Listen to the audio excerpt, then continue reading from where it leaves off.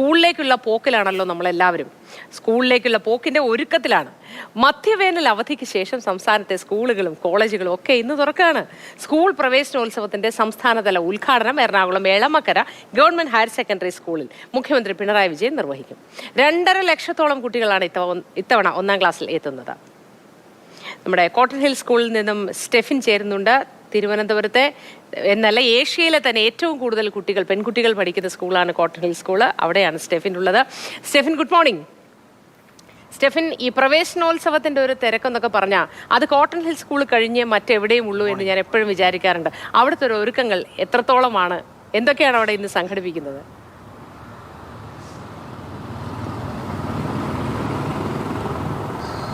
മോത്തി, ആ തിരക്കിലേക്ക് തയ്യാറെടുക്കുകയാണ് cotton hill school. കുട്ടികളെ വരവേൽക്കുന്നതിന് വേണ്ടിയുള്ള ഒരുക്കങ്ങളെല്ലാം തന്നെ ഇവിടെ തുടങ്ങിയിട്ടുണ്ട്. നമുക്ക് ഈ ദൃശ്യങ്ങൾ കാണാം. കയറി വരുമ്പോൾ തന്നെ തോരണമൊക്കെ ഉണ്ട്. അതോടൊപ്പം ബലൂണ്, അതിൻ്റെ ഒരു കമാനമൊക്കെ കെട്ടിയിട്ടുണ്ട്. അതോടൊപ്പം ചെറിയ ഒരുക്കങ്ങളൊക്കെ ഇവിടെ നടന്നു വരികയാണ്. സ്കൂളിൻ്റെ മുറ്റമൊക്കെ വൃത്തിയാക്കുന്ന കാര്യങ്ങളിലേക്കൊക്കെയാണ് ഇപ്പോൾ എത്തി നിൽക്കുന്നത്. അതോടൊപ്പം കുട്ടികൾക്കും ഒരുപക്ഷെ കൗതുകമൊക്കെ ആയിരിക്കും. ഇങ്ങനെ വലിയ കുടകളൊക്കെ ഉണ്ട്. മറിഞ്ഞു വീണേനെ ഇപ്പോൾ അത്തരത്തിൽ കുടകൾ അതൊക്കെ ഇനി വിരിച്ച് നല്ല മനോഹരമാക്കേണ്ടതുണ്ട്. ഇപ്പോൾ ഏതായാലും ഇവിടെ സ്റ്റേജിൻ്റെ പണിയൊക്കെ തന്നെ പുരോഗമിച്ചുകൊണ്ടിരിക്കുകയാണ്. അതിൻ്റെയൊക്കെ ഒരു അന്തിമ ഘട്ടത്തിലാണ്. യഥാർത്ഥത്തിൽ ഇപ്പോൾ ഇവിടെ യാതൊരു തിരക്കുമില്ല. ഒരു 2 മണിക്കൂർ കഴിയുമ്പോൾ ഇതൊന്നും ആയിരിക്കില്ല സാഹചര്യം. ഒരുപാട് പേർ, കുട്ടികൾ കരഞ്ഞും നിലവിളിച്ചും സന്തോഷിച്ചും ഒക്കെ ഒരുപാട് പേര് ഇങ്ങോട്ടേക്ക് എത്തും. നേരത്തെ മൂത്തി സൂചിപ്പിച്ചതുപോലെ തന്നെ ഏഷ്യയിലെ തന്നെ ഏറ്റവും അധികം പെൺകുട്ടികൾ പഠിക്കുന്ന ഒരു വിദ്യാലയം കൂടിയാണ്. അവരെയൊക്കെ വരവേൽക്കുന്നതിന് വേണ്ടി അല്പസമയം മുമ്പ് ഇവിടെ നിന്ന് സ്കൂൾ ബസ് ഇങ്ങനെ നിരനിരയായി പോകുന്നത് കണ്ടു. ഇപ്പോൾ കുട്ടികളെ ഇങ്ങോട്ടേക്കൊക്കെ കൊണ്ടുവരുന്നതിന് വേണ്ടി 9:30 ആയിരിക്കും ഇവിടുത്തെ പരിപാടികളൊക്കെ തന്നെ തുടങ്ങുക. ഇന്ന് ഈ ജില്ലാതല ഉദ്ഘാടനം നടക്കുന്നത് മീനാങ്കൽ ട്രൈബൽ സ്കൂളിലാണ്. ഇവിടെ അതിന് സമാനമായ വലിയ തോതിലുള്ള പരിപാടികളൊക്കെയാണ് എല്ലാ വർഷങ്ങളിലും നടക്കുന്നതെങ്കിൽ അത്രത്തോളം ഒന്നും തന്നെ ഇല്ല ഈ കൊല്ലം. കുട്ടികളെ വരവേൽക്കുന്നതിന് വേണ്ടിയുള്ള സ്റ്റേജ്, അതോടൊപ്പം തന്നെ മറ്റ് സംവിധാനങ്ങളെല്ലാം തന്നെ അന്തിമ ഘട്ടത്തിലാണ്. ഇനി കസേരയൊക്കെ നേരെ ഇടേണ്ട ഒരു ആവശ്യമുണ്ട്. എല്ലാം ഇങ്ങനെ പല ദിക്കിൽ കിടക്കുകയാണ്. സ്റ്റേജിന്റെ പണി അവിടെ ഇത്തവണയും മറ്റേ ബലൂൺ മുട്ടായി വിതരണമൊക്കെ ഉണ്ടോ?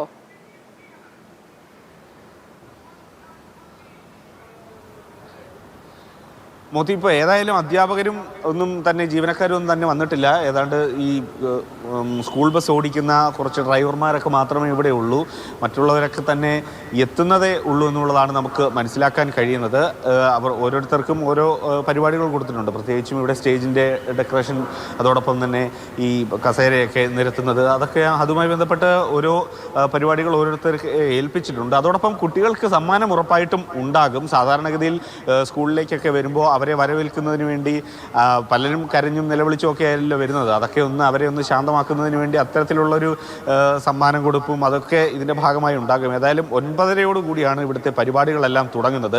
പക്ഷേ കോട്ടൺ ഹിൽ സ്കൂളിലേക്ക് വരുന്ന 9:30 തന്നെ എത്താൻ പറ്റുമോ എന്നൊരു സംശയമുണ്ട്. കാരണം ഈ സ്കൂളിൽ നിന്ന് ഒരു 50 മീറ്റർ മാറിക്കഴിഞ്ഞാൽ ആ റോഡിൻ്റെ കാര്യം അത്ര നല്ല രീതിയിലല്ല. പറ്റുന്ന കാര്യങ്ങളെല്ലാം തന്നെ പെട്ടെന്ന് ഇതിനോടകം തന്നെ ചെയ്തിട്ടുണ്ട്. ഇങ്ങോട്ടേക്ക് എത്തുന്ന ആ ജംഗ്ഷനിലൊക്കെ തന്നെ റോഡ് ടാർ ചെയ്തിട്ടുണ്ട്. പക്ഷേ ആ വഴുതക്കാട് മുതൽ തമ്പാനൂർ വരെയുള്ള ഒരു ഭാഗത്ത് പലയിടങ്ങളിലും ഒറ്റ വരിയായിട്ട് മാത്രമേ വാഹനങ്ങൾക്ക് കടന്നു വരാൻ പറ്റുകയുള്ളൂ. അതോടൊപ്പം തന്നെ ഏറ്റവും അധികം ഗതാഗതക്കുരുക്ക് ഉണ്ടാകാനുള്ളൊരു സാധ്യതയുണ്ട്. സാധാരണഗതിയിൽ ഒരുപാട് വാഹനങ്ങൾ, ഒരുപാട് തിരക്കേറുന്ന ഒരു വഴി കൂടിയാണ് ഇവിടം. അതോടൊപ്പം ഈ വഴുതക്കാട് നിന്ന് കോട്ടൺ ഹിൽ സ്കൂളിൻ്റെ മുമ്പിലേക്ക് വരുന്ന വഴി, അതായത് ഈ മതിലിൻ്റെ അപ്പുറത്തേക്ക് ഉള്ള വഴി, അവിടെയും വലിയ തോതിലുള്ള തിരക്കാണ് സാധാരണ എപ്പോഴും അനുഭവപ്പെടുന്നത്. പ്രത്യേകിച്ചും ഈ സ്കൂളൊക്കെ തുറന്നു കഴിഞ്ഞാൽ ഈ റോഡ് പണി കൂടി ഇങ്ങനെ കിടക്കുന്നത് കൊണ്ട് തന്നെ വലിയൊരു തിരക്കിലേക്കും കൂടി ആയിരിക്കും ഈ സ്ഥലമൊക്കെ തന്നെ എത്തുക. അതുകൊണ്ട് തന്നെ സ്കൂളിലേക്കൊക്കെ വരുന്നവർ അല്പം ഒന്ന് നേരത്തെ വീട്ടിൽ നിന്ന് ഇറങ്ങേണ്ട ഒരു ആവശ്യകതയും കൂടിയുണ്ട്. മോത്തി, സ്റ്റെഫിന്, അതൊക്കെ ശരിയാണ്. അപ്പോഴും ഞാൻ ഒരു കാര്യം ചോദിച്ചോളൂ. നമ്മുടെ പ്രേക്ഷകർക്കും അറിയാൻ വളരെ കൗതുകമുള്ളൊരു കാര്യമായിരിക്കും. എനിക്ക് ഏതായാലും കൗതുകമുണ്ട്. സ്റ്റെഫിൻ്റെ സ്കൂൾ ജീവിതം, ആദ്യ സ്കൂൾ ദിവസമൊക്കെ ഓർമ്മയുണ്ടോ? എവിടെയാണ് പഠിച്ചത്? സ്കൂൾ ദിനം എങ്ങനെയായിരുന്നു? അന്ന് പ്രവേശനോത്സവമൊക്കെ ഉണ്ടായിരുന്നോ? അന്ന് കരഞ്ഞായിരുന്നോ?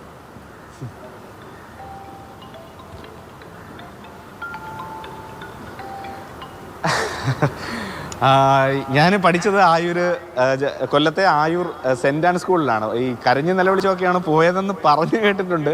അന്ന് പിന്നെ ഈ പ്രവേശനോത്സവവും കാര്യങ്ങളൊന്നും ഇല്ലല്ലോ. ഇപ്പോൾ പലപ്പോഴും പറയാറുണ്ട്, ഞാൻ ഈ സ്കൂളിലേക്കൊക്കെ എത്തുമ്പോൾ വലിയ കരച്ചിലും ബഹളമൊക്കെ ആയിരുന്നു. അന്ന് ഒരു ജാൻസി സിസ്റ്റർ ഉണ്ടായിരുന്നു. ഇപ്പോൾ സിസ്റ്ററിനെ പറ്റി അറിയില്ല, എവിടെയാണ് എന്താണ് യാതൊരു അറിയില്ല. അപ്പം പപ്പ ഇടയ്ക്ക് പറയാറുണ്ട്, കൊണ്ടാക്കുമ്പോഴത്തേന് ഭയങ്കര കരച്ചിലൊക്കെ ആകുമ്പം എടുത്തുകൊണ്ട് പോകുന്നതും അങ്ങനെയൊക്കെയുള്ള കാര്യങ്ങളൊക്കെ ഉണ്ട്. ഞാൻ LKG മുതൽ 10 വരെ പഠിച്ചത് ആ സ്കൂളിലാണ്. അതിനുശേഷം ജവഹർ സ്കൂളിലേക്ക് പഠിച്ചു. അന്ന് ഈ പറയുന്ന കണക്ക് പ്രവേശനോത്സവവും ഇങ്ങനെയുള്ള പരിപാടികളൊന്നും ഇല്ലല്ലോ. നേരെ വരുന്നു, ഏതാണ് ക്ലാസ്സിലേക്ക് കൊണ്ടിരുത്തുന്നു, പിന്നീട് പരിചയപ്പെട്ട് പിന്നെ വലിയൊരു ഒരു ആശ്വാസം എന്ന് പറയുന്നത് LKG തൊട്ട് ഞങ്ങൾ പഠിച്ച ഒരു 10-20 പേര് 10ാം ക്ലാസ് വരെ ഒന്നിച്ച് പഠിക്കാൻ കഴിഞ്ഞു എന്നുള്ളതാണ്. അപ്പോൾ അങ്ങനെയൊക്കെയാണ് ആ സ്കൂൾ ജീവിതം. എപ്പോഴും നമുക്ക് ഒരു ഗൃഹാതുരത്വം നൽകുന്ന, അല്ലെങ്കിൽ ഒരു നമ്മുടെ ഓർമ്മകളിൽ എപ്പോഴും ഇങ്ങനെ നിൽക്കുന്ന ഒരു കാര്യം കൂടിയാണല്ലോ സ്കൂളിലെ ജീവിതം എന്ന് പറയുന്നത്. പ്രത്യേകിച്ച് ഒരുപാട് അനുഭവങ്ങൾ, പ്രത്യേകിച്ച് ഇങ്ങനെ നിന്ന് സംസാരിക്കാൻ പോലും നമ്മളെയൊക്കെ പ്രാപ്തരാക്കിയത് ആ സ്കൂളിൽ നിന്ന് കിട്ടുന്ന അനുഭവങ്ങളൊക്കെയാണ് എന്ന് ഞാൻ വിശ്വസിക്കുന്നു. കാരണം എൻ്റെ ജീവിതത്തിൽ അങ്ങനെയായിരുന്നു. എനിക്ക് ഇതേപോലെ ഒരു സ്റ്റേജിലൊക്കെ കയറി ഇങ്ങനെ പ്രസംഗിക്കാനോ അല്ലെങ്കിൽ സംസാരിക്കാനോ ഒരു വലിയ ജനക്കൂട്ടത്തെ ഫേസ് ചെയ്യാനൊക്കെ നമ്മളെ പ്രാപ്തരാക്കുന്നത് ആ സ്കൂളിലെ അനുഭവങ്ങളാണ്. എനിക്കങ്ങനെയായിരുന്നു. ഞാനിപ്പോഴും ഓർക്കുന്നു, സെൻറ് ആൻസ് എന്ന എൻ്റെ സ്കൂളിലെ ഇതുപോലെയുള്ള സ്റ്റേജിൽ നിന്നുകൊണ്ട് പ്രസംഗിക്കുന്നത് അല്ലെങ്കിൽ പരിപാടി അവതരിപ്പിക്കുന്നതൊക്കെ ഓർക്കുന്നു. അപ്പോൾ അങ്ങനെയുള്ളൊരു കാലമായിരുന്നു അത്. പ്രത്യേകിച്ച് ഇന്ന് ഈ സ്കൂളിലേക്ക് എത്തുന്ന കുട്ടികളെല്ലാം കരഞ്ഞ് നിലവിളിച്ച് വിഷമിച്ച് എങ്ങനെയാണ് വരുന്നത്, അല്ലെങ്കിൽ ഭയങ്കര ബുദ്ധിമുട്ടിയായിരിക്കുമല്ലോ വരുന്നത്. ആദ്യം പെട്ടെന്ന് ഈ LKG വരുമ്പോൾ, അല്ലെങ്കിൽ ആദ്യ ക്ലാസ്സുകളിലേക്കൊക്കെ വരുമ്പോൾ വലിയ വിഷമം ഉണ്ടാകും. അപ്പോൾ അവർ വിചാരിക്കും ഈ പഠിത്തമൊക്കെ ഒന്ന് കഴിഞ്ഞ് അല്ലെങ്കിൽ ഒന്ന് വളർന്നിരുന്നെങ്കിൽ എന്നൊക്കെ ചിന്തിക്കും. നമ്മൾ ചിന്തിച്ചിട്ടുണ്ടാവും, ഞാൻ ചിന്തിച്ചിട്ടുണ്ട്. പക്ഷേ അവർ പിന്നീടായിരിക്കും, ഈ ഒരു വളർന്നു കഴിയുമ്പോഴായിരിക്കും മനസ്സിലാക്കുന്നത് അവരുടെ ജീവിതത്തിൽ ഏറ്റവും നല്ല സമയം ആ സ്കൂൾ സമയമാണ് എന്നുള്ളത്. ഞാനിപ്പം അത് നമുക്കും തിരിച്ചറിയാൻ കഴിയുന്നുണ്ട്. കാരണം എത്ര മനോഹരമായ ഒരു കാലമായിരുന്നു അത്. പിന്നെ അന്ന് ഇതുപോലെ മുട്ടായി കൊടുപ്പോ അല്ലെങ്കിൽ വലിയൊരു സ്നേഹമോ അങ്ങനെയുള്ള ഇതൊന്നും ഇല്ലല്ലോ. അധ്യാപകർ കുറച്ചും കൂടെ ഒക്കെ സ്ട്രിക്റ്റ് ആണ്. ഇപ്പം കാര്യങ്ങൾ അങ്ങനെയല്ല. ഒരു സുഹൃത്തിനെ പോലെ പെരുമാറുന്ന, അല്ലെങ്കിൽ ആ തരത്തിലുള്ളൊരു അധ്യാപകരാണ് ഇപ്പോൾ എല്ലാ സ്കൂളുകളിലും ഉള്ളത്.